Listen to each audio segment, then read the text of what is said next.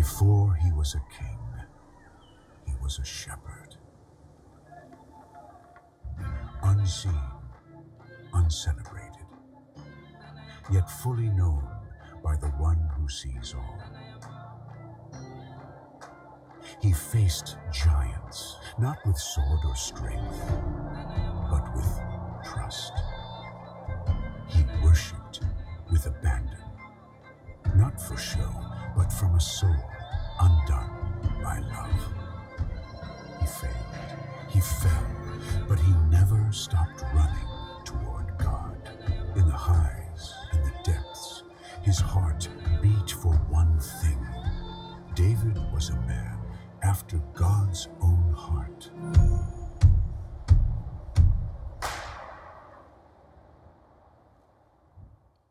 Morning. How are we? Good. Now listen, we added about 100 chairs. Okay? So don't be all lonely by yourself sitting there. Okay, bring somebody with you. You got to fill them up. We added 100, so we expect you to fill them up. Are you ready? 2 Samuel chapter 8. If you're new here, my name is Dustin. I know I've met some of you already, and man, it's just a privilege to be able to be a part of this church and get to be the pastor of this church, and I'm grateful for you guys. 2 Samuel chapter 8 is going to set us on a journey. We're going to cover 3 chapters today, but I think we can do it fairly quickly. But I got a question for you. What do you do when you're the strongest person in the room? Anybody think they're the strongest person in the room right now? Asher? Everett? No? Anybody? In the first service, we had somebody raise their hand. He was an 18-year-old, and I would agree with him. He's probably the strongest person in the room. What do you do when you're the strongest? You may go, I'm not raising my hand. Maybe I am, but I'm not. What do you do when you're the strongest person in the room? What do you do when you're the strongest person in the vehicle? What do you do when you're the strongest person on the playground? There's a time in your life, no matter how weak you may think you are right now, where you will be the strongest person in the room. Mama, on the way to school, Caroline, you're the strongest person in the room. At work, you may be the person with it may not be the physical strength, it may be the intellectual strength. You're the person that's being looked to as the leader. What does the leader do? What is the person we're looking to for guidance, for inspiration, for leadership? What do they do? And when I am that person, how do I respond? You see, that's the question that I want us to ask of ourselves today, and this text answers for us in a very pragmatic and a very practical, applicable way. What do I do when I am the person in leadership, when I am the person who is the strongest, when I am the person who is the wholest, when I'm the person who is the biggest or the smartest? What do I do when I'm the strongest person in the room? But this text, these 3 chapters also teach us something profoundly beautiful about God. Because our understanding about how we respond when we're the strongest is found in how He responds to us. He is, in fact, the strongest being in existence. And so as much as this lesson, this text teaches us a very simple lesson about how to be the right type of strong person, it teaches us something very, very deep about God. So in 2 Samuel chapter 8, you see, if you're looking at it, you're going to see in the first 6 verses, and I'm just going to give a summation. We'll read a couple of verses there. In the first 6 verses, you see that God is expanding Israel's borders. They are expanding north, they're expanding east, they're expanding east and west, they're expanding south. All around them, their borders are expanding. This tiny little segment of land and little group of people are now expanding. God is expanding their borders. But God said He would do that in chapter 7. So chapter 8 is kind of there, pointing us back to chapter 7, with a covenant that God made with David. He said, David, you want to build me a house? I'm going to build you a kingdom, and I'm going to start today. And so God is expanding Israel's borders. David defeats, in military conflict, the Philistines, the Moabites, the Ammonites, the Amalekites, the Syrians, and the Edomites. That's what you should get from those first 6 verses. And a few others. He is beating everybody. God is making him stronger and stronger and stronger and stronger. The boy from the sheepfolds that no one thought would be amount to anything. The man who ran for his life for 15 years. The man who was hiding in caves. And he went back and forth between believing God and doubting God. The man who would always come back to this place of humility, of a man after God's own heart. Now we see God making him stronger and stronger and stronger and stronger. The next 7 verses, verses 7 through 14, is this description of economic growth. Now I want you to think about when you vote for a president or when you vote for anyone. What do you want to vote? Can they protect me from bad guys, from other countries, from people that wish to defeat us or hurt us as a country? Foreign policy. But one of the real reasons you vote is with your pocketbook, right? With your bank account. So we see that David in verses 7 through 14, God brings economic growth to Israel through David's leadership. Golden shields are mentioned, that these people they defeat, they just get their golden shields, and David's like, all right, let's bring that in. And then people just start going like, oh, we don't want to go to war with you. And they start bringing like gifts and making treaties with David. And so there's this economic boom in Israel. And then the very last last 3 verses there, 15 through 18, David executes justice for Israel as a community, Israel as a country. Look at verse 15. It says this, so David reigned over all Israel, and David administered justice and equity to all his people. One of the other reasons we may vote for a certain president in a certain situation, right? We're going to vote on foreign policy. We're going to vote on the economy, and we're going to vote on social issues. God is making David stronger and stronger in all 3 of the areas that you and I most likely vote for a president or believe to be important for our country, for our benefit on this earth. God is giving David victory after victory after victory, both abroad, both in regards to finances and in regards to social prosperity. Chapter 8, verse 6. I want you to see it. Down at the end of verse 6, the last sentence, I just have it labeled 6b. It says this, and the Lord gave David victory wherever he went. And then in verse 14, it says the very same thing. And the Lord gave David victory wherever he went. That's the point of chapter 8. That God made David stronger and stronger and stronger. David said, I've got to pay you back for all the good stuff you've done, for all the bad you've prevented in my life, all the bad you seem to turn around. I'm going to build you a house. And God says, whoa, buddy. I've got bigger plans. I've got bigger dreams. I've got a bigger yes for you. I am going to build you a kingdom, and it starts today. At this time in the history of Israel, they are greater than they'll ever be. And at this time, what God has accomplished for David is, think about this: Europe, Asia, Africa, right? Those 3 continents, the majority of the population of the earth. David's little country that God has given him is planted right there on the land bridge between Europe, Asia, and Africa. It is the primary trade route for the entire world. It was called the King's Highway. We even have a name for it, called the King's Highway. At this point in time, David has total, absolute control over the King's Highway. God has given David victory wherever he's gone. In all facets of his life, right? Like every area. What will David do when he's the strongest in the region?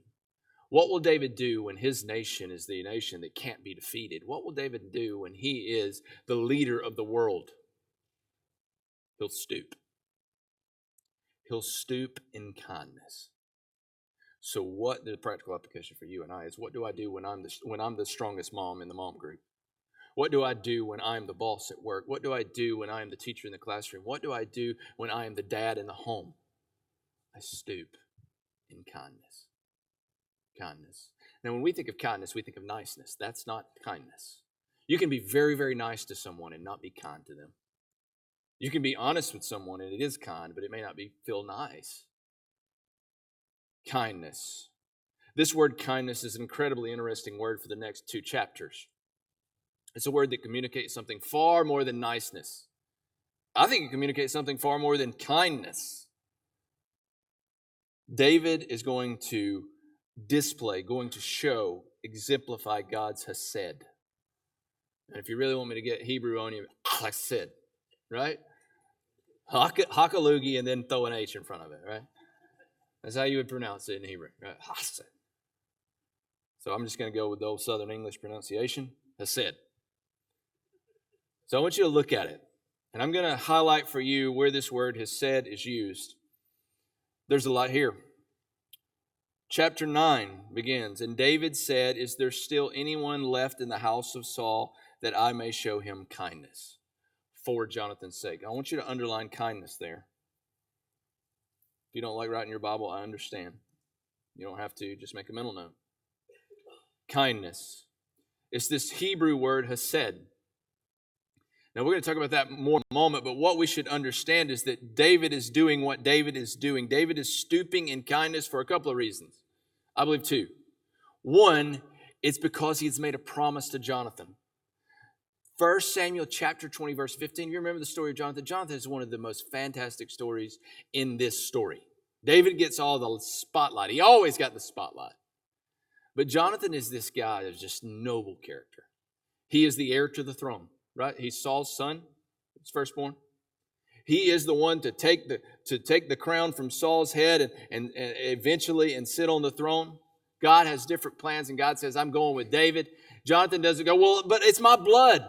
He's my daddy. I deserve this." No, Jonathan says from the very beginning, he's bound to David.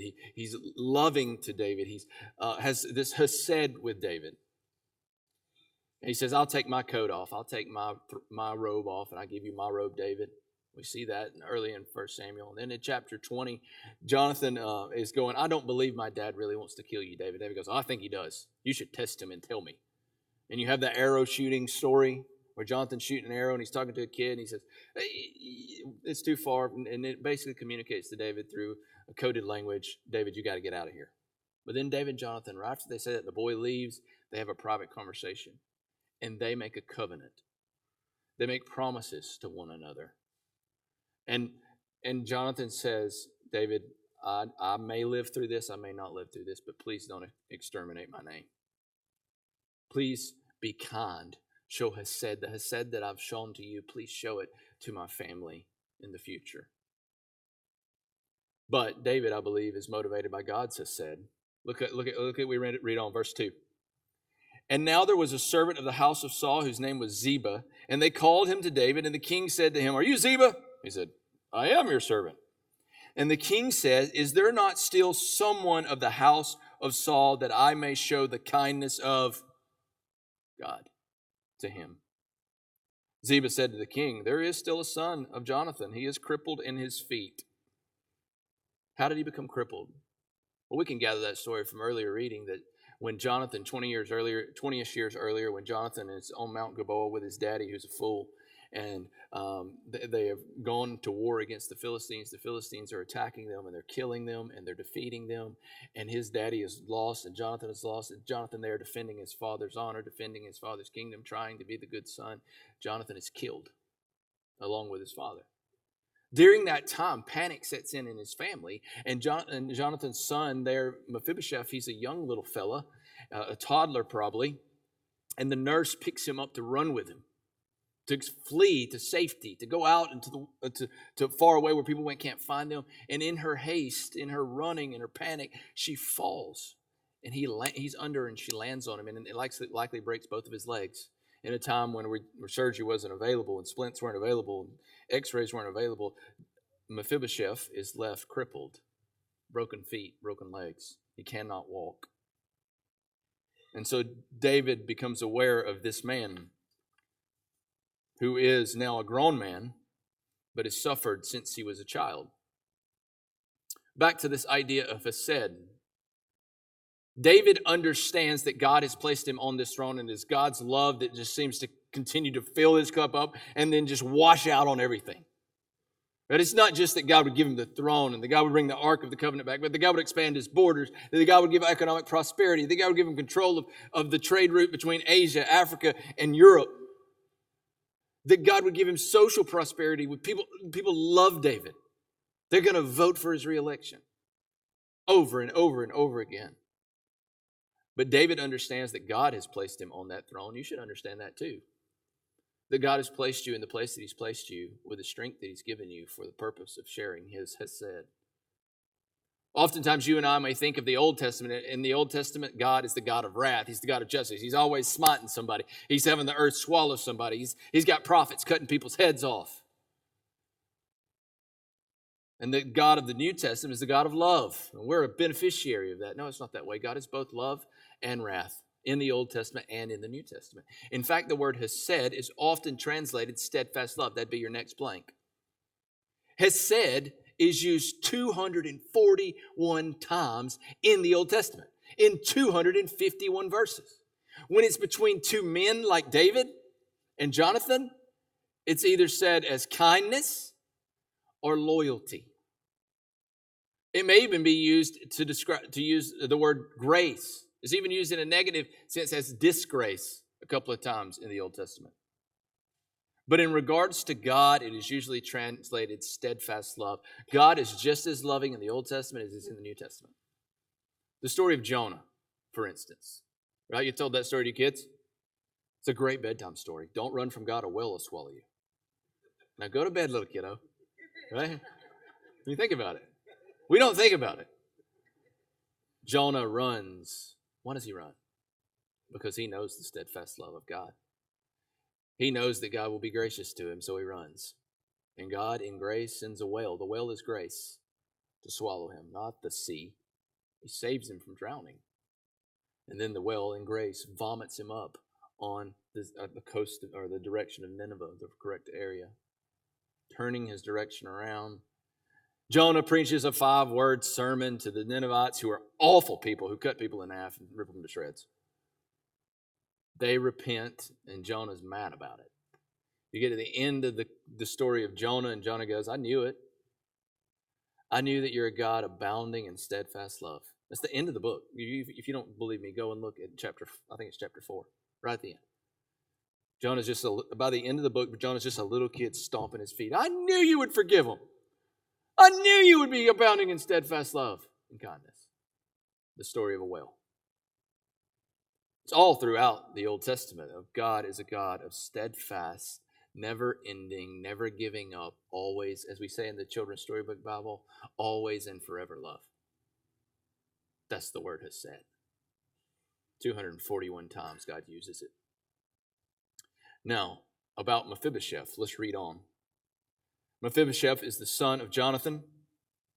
Where did we read to? Let's start in verse 5. Well, let's start in verse 4, I'm sorry. The king said to him, where is he? And Ziba said to the king, he is in the house of Machir, the son of Ammiel, at Lodabar. Lodabar just means middle of nowhere, if you look at that literally. So he's out in the country. He's hiding. The king David sent and brought him from the house of Machir, the son of Ammiel, at Lodabar. And Mephibosheth, the son of Jonathan, son of Saul, came to David and fell on his face and paid homage. And David said, Mephibosheth. And he answered, behold, I am your servant. A lot of posturing going on here from Mephibosheth. The reality is, Mephi, as I like to call him, is the grandson of Saul, the son of Jonathan. He's the only one left. He's living in the middle of nowhere. He's living in poverty. He's living as a disabled man. Now, I don't know if you've ever been around a person who was disabled, like they couldn't walk, let's say particularly in that area. I have one memory of that. Early on, years and years ago, we went on a trip to Nicaragua. I think Lindsay was with me. And of course, in those areas that we're kind of blind to the realities of some of this stuff. But in those third world countries where they don't have water and they don't have power, they don't have indoor plumbing, they don't have air conditioning. I remember that disabled boy was there in that village in Nicaragua, and I remember how disgusting he was. It's pitiful. No wheelchair, no crutches, no power chair, no walker. He would just drag himself around, and he couldn't clean himself up. He couldn't go to the bathroom, didn't have things, it's a hole in the ground. I remember that's where he laid day after day, right there, essentially the latrine. In the evening, his mom would come out and take a 5-gallon bucket of water and just kind of take it and ladle it over him, trying to wash him clean. But then 10 minutes later, he's filthy again. He couldn't get out of it. I remember what we did was we ended up building him a shower with a block house with a shower and a 500-gallon tank on top of it. That was his shower where she could shower in and care for him. This is how we should see Mephibosheth, lame from the age of a toddler, living in obscurity and poverty, dragging himself around by the strength of his arms. Now, it was customary to exterminate the competing bloodline in the ancient Near East. In fact, all over the world, in those time periods of kings and things. I mean, we can talk about the story of the Taj Mahal, which I learned about when we visited the Taj Mahal. We could talk about English kings or whatever. This extermination of bloodlines. It was customary that any competing bloodline would be exterminated. Saul's bloodline has been exterminated. Ishbosheth was thought to be the last one. Mephibosheth, however, is not a threat because of his disability. It was customary to ignore a person and believe they were cursed that was disabled in that culture. It's not in our culture, let me be clear. That, I believe, is why Mephibosheth wasn't exterminated already. He was not a threat. Yet he must have felt as if David thought he was a threat. What if David was as volatile and as angry and as paranoid as other kings, or maybe even as his grandfather Saul was so paranoid? And then David's messengers come knocking on his door like, "Hey, is there a guy named Mephibosheth in here, son of Jonathan, son of Saul? Come with us." Imagine the emotion that Mephibosheth would have felt as he walks into David's kingdom. Guards not breathing a word. David responds to Mephibosheth bowing before him. Again, he drug himself there, so the bow is not that far to go. Verse 7, and David said to him, "Do not fear, for I will show you kindness," has said, "for the sake of your father Jonathan, and I will restore," you should circle that one, I love that word there, "to you all the land of Saul, your father, and you shall eat at my table always." And he paid homage and said, "What is your servant that you should show regard for a dead dog such as I?" Self-worth. When everybody tells you you're cursed, when you are left with feet that you can't trim, when you drag in yourself with calluses and scars all over the place, when you are in your own filth, you regard yourself as a dead dog. And then the king called Ziba, Saul's servant, and said to him, "All that belonged to Saul and all his house I have given your master's grandson, and you and your sons and your servants shall till the land for him and shall bring in the produce that your master's grandson may have bread to eat." What did David just do? He made him rich. Just clearly, he made him rich. He gave him an inheritance that would have been the inheritance of a king. Saul's the king, and his estate and all the land that was given to him and all the land that he acquired, all of that's just kind of been sitting, and it's been funneling. Those funds have been being funneled to David. And David says, "Here, I'll give you mine. I'll give you what Saul had, all of that." He gives him the country estate. Right? You ever had anybody in your family give you 150 acres somewhere? I know lots of stories like that. I'm looking for my long-lost relative. All right. He gives him the country estate. And that country estate makes Mephibosheth a rich man, though he was thought to be a cursed man. And then David does a couple other things. He restores him. Where were we? But Mephibosheth, middle of verse 10, "But Mephibosheth, your master's grandson, shall always eat at my table." And now Ziba had 15 sons and 20 servants, so he's got a staff of 35. And then Ziba said to the king, "According to all that my lord the king commands his servants, so will your servant do." So Mephibosheth ate at David's table like one of the king's servants? No. Enemies? Pity offerings? Tokens? No. Sons. He ate at the king's table like one of the king's sons. And Mephibosheth had a young son whose name was Micah, who also lived in Ziba's house because Mephibosheth. and Ziba's house became Mephibosheth's servant. So Mephibosheth lived in Jerusalem, for he ate always at the king's table. Now it reminds us again, now he was lame in both feet, in case we forgot. So David makes him rich. He gives him the country estate. But he says, you're not staying at the country estate. That will provide your income, that will provide you bread, that will provide you means. But you're staying at my house, brother. He gives him lodging in Jerusalem, right? Country estate, Jerusalem's the city. City's where everything's happening. He says, you can stay here. No, you will stay here. And you will eat at my table. Who ate at the king's table? Only the elite. The king's family and the king's leadership circle.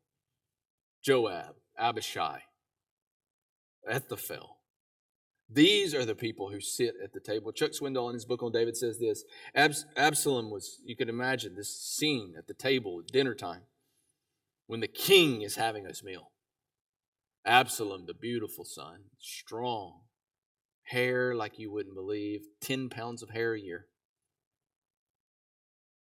would come waltzing in, the heir apparent.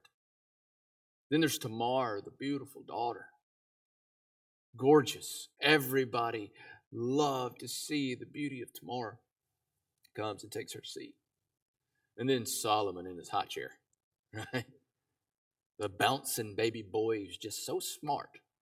He's just brilliant. Smarter than everybody. Wise beyond his years. And then you hear click, clack, whoosh, whoosh.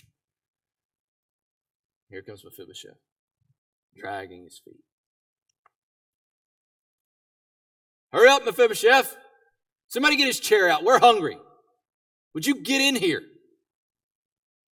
There he comes up to the table. He's not a son. Oh, yeah, he is. We should feel the emotion, the weight, the beauty of this. David's kindness, his said, as displayed to him in word, deed, and position, is overwhelming. It's beautiful. And what would Mephibosheth do? When he realized he wasn't going to die, how would he respond? I think we would all go, I think I need to bring something to the table, right? Ladies, you will not come over to my house for dinner and not bring something, will you? We got a candle. Right? Here's some bread. Coffee cup. Right? You're not going to show up without food. You got to pay them back for having you over. Don't you?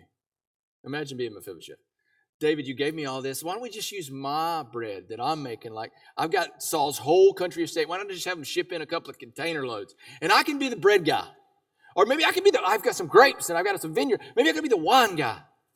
Let me cover the bill just once a month. I know you're the king. Gonna pay you back, David. I'll get dinner tonight. I mean, you gave me everything anyway. Mephibosheth will never be able to pay David back, and there's no indication that he does pay David back. In fact, there's an indication that you would have read in your Bible reading today, had you read it this morning, 2 Samuel chapter 16. Mephibosheth fails David in the future. He fails David in the future. He fails to be loyal to David as David is loyal to him. There's some debate and some discussion about if he did it on purpose or if it was just an accident or it was just because of his disability. But that's in 2 Samuel chapter 16. You read it this morning. You read already. But in this moment, all Mephibosheth can do, the only proper response of Mephibosheth is to respond by receiving. The only proper response to receiving kindness, to kindness is to receive it. We have a real hard time with that. Ladies, I think you have it worse. You have a harder time than the guys do. Receiving kindness. The same is true of God's said, of God's kindness toward us, His steadfast love toward us, His grace, loyalty toward us. You and I must receive it. Simply receive it. Receiving God's kindness means laying down your pride, your rebellion, your excuses, trusting Christ instead of yourself. Or there's one other response. There are only two. Reception and rejection. 2 Samuel chapter 10 is probably a story that you don't know.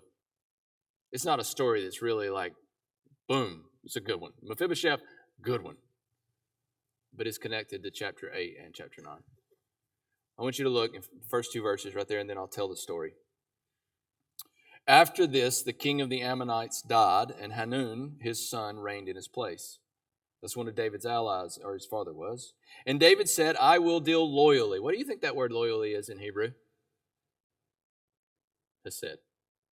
With Hanun, the son of Nahash, as his father dealt loyally, Hesed, with me.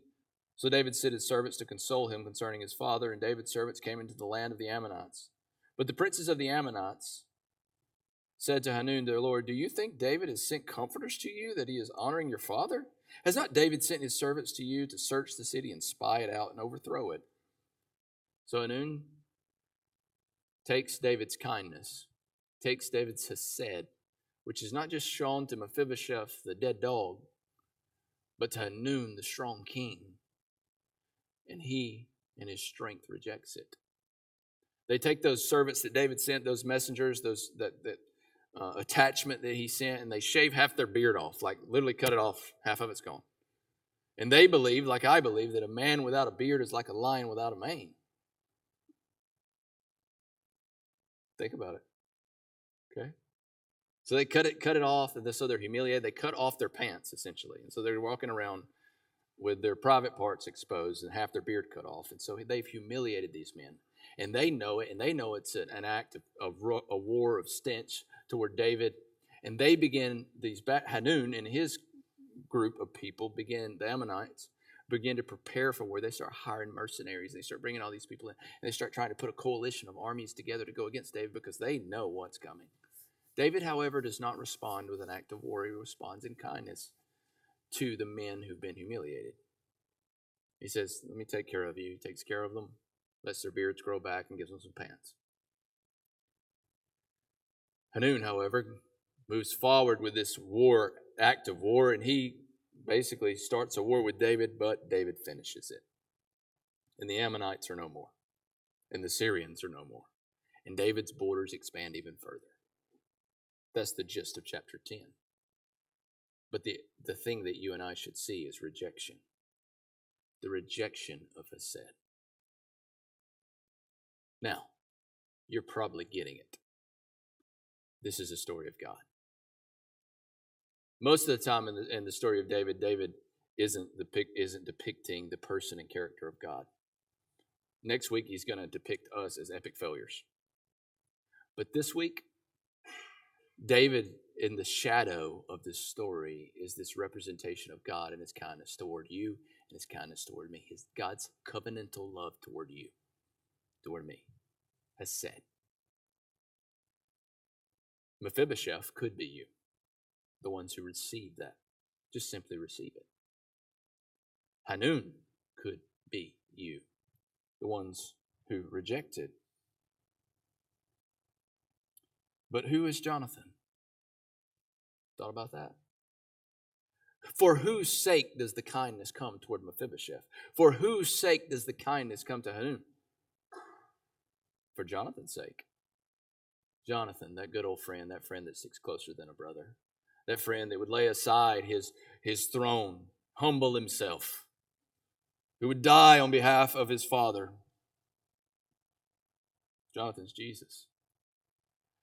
Understand this, God's kindness towards you, God's love towards you, is not for what you've done or for what you haven't done. God's patience towards you is his patience and his kindness and his goodness and his mercy and his loyalty and his loving, never stopping, always and forever love is for you because of Jesus. Jesus fulfilled the covenant. Jesus kept his word. Jesus kept the promise. Romans chapter 2, verses 4 and 5. Zachary, you can come on up. It says this, Paul writes, and he says this, or do you presume on the riches of his kindness and forbearance and patience, not knowing that God's kindness is meant to lead you to repentance? But because of your hard and impenitent heart, you are storing up wrath for yourself on the day of wrath, when God's righteous judgment will be revealed. He just said there's two options for you, for every person that breathes air. God is being kind to you. His kindness is meant to lead you to repentance, to turning, to repenting and receiving the honor of coming to His table, the honor of being restored, the honor of being a son or a daughter, no matter how crippled you are. It's God's kindness. Do you realize that you waking up this morning, the sun rising? I sat outside this morning, the sun was already hot by the time I got to the front porch. The air you breathe, the kindness of God, the patience of God, the forbearance of God. It's offered to you. Is your heart caught up in its own self? Caught up in its own, I'm going to be strong. I don't need a crutch. I'm no Mephibosheth. I'm a king in my own domain. He's kind. He extends it to you morning after morning, breath after breath, inhale, exhale, all day. But there will be a day that the day of wrath will come, where His righteous judgment will be poured out, where the kindness will be set to the side.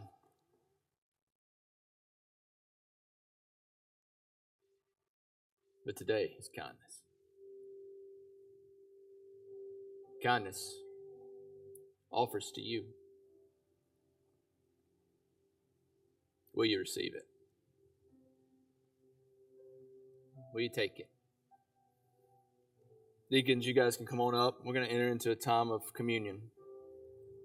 If you're a Christian here today, come and take if you want to. You don't have to. We're not forcing anybody to. We don't want you to take it if you don't feel like it's the right time for you. Maybe you got stuff you're working through. Maybe it's some people you got to forgive. Maybe you got sin in your life you need to repent of. But we invite you to the table of the King. You may need to drag yourself up here. You may need to limp, metaphorically speaking, a victorious limp up here to the table and receive from the King. It's just a cracker and it's just juice. But it is a spiritually significant symbol, shadow of the covenant. That Jesus, the Son of God, would lay aside His royal robes and He would come and take on the cross, and His body would be beaten, striped, and broken so that you would have life, that you'd be healed, so that you could sit at that table, that His blood would be poured out so that your cup would overflow. So you come as a child, as an adopted son, an adopted daughter of the King. If you're not a Christian here today, you become a Christian right where you are. Say, I believe it, Jesus.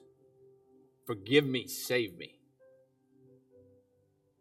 And then you come and take your first real one. If you have children that are not believers, please, for the sanctity and sacredity of this table, take the opportunity to explain to them what it means to become a Christian. But don't let them take. You come as the Lord leads you.